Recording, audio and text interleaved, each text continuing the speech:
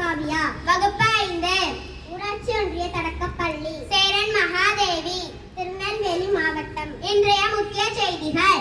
நாடாளுமன்ற தொகுதி மறுசீரமைப்பு விவகாரம். தமிழக எம்பிகள் மோடியை சந்திக்க முடிவு. சட்டப்பேரவையில் முதல்வர் மு.க. ஸ்டாலின் அறிவிப்பு. சென்னை நுங்கம்பாக்கம் வள்ளுவர் கோட்டம் சிதிலமடைந்து பொலிவை இழந்து மோசமான நிலையில் இருந்தது. இதை புனரமைக்க முதல்வர் மு.க. ஸ்டாலின் ரூபாய் 80 கோடி ஒதுக்கீடு செய்து கடந்த 18/1/2024 அன்று பணிகள் தொடங்கப்பட்டது.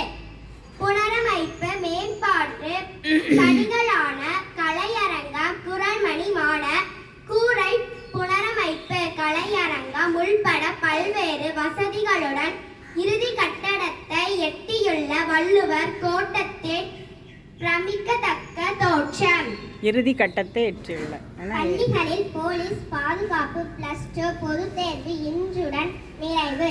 மாணவர்கள் அமைதியாக வீடு திரும்ப ஏற்பாடு.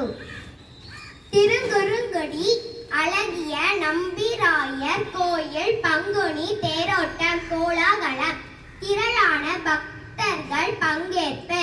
108 வைணவ திவ்யா தேசங்களில் ஒன்றான திருங்குறுங்குடி அழகிய நம்பிராயர் கோயிலில் பங்குனி பிரமோற்சவ திருவிழாவை முன்னிட்டு தேரோட்டம் நடந்தது. இதில் ஏராளமான பக்தர்கள் கலந்து கொண்டனர். குற்ற சம்பவங்களை தடுக்க நெல்லை கோர்ட்டில் ட்ரோன் கேமரா மூலம் கண்காணிப்பு. 7 பேரை பிடித்து விசாரணை நடத்திய போலீசார்.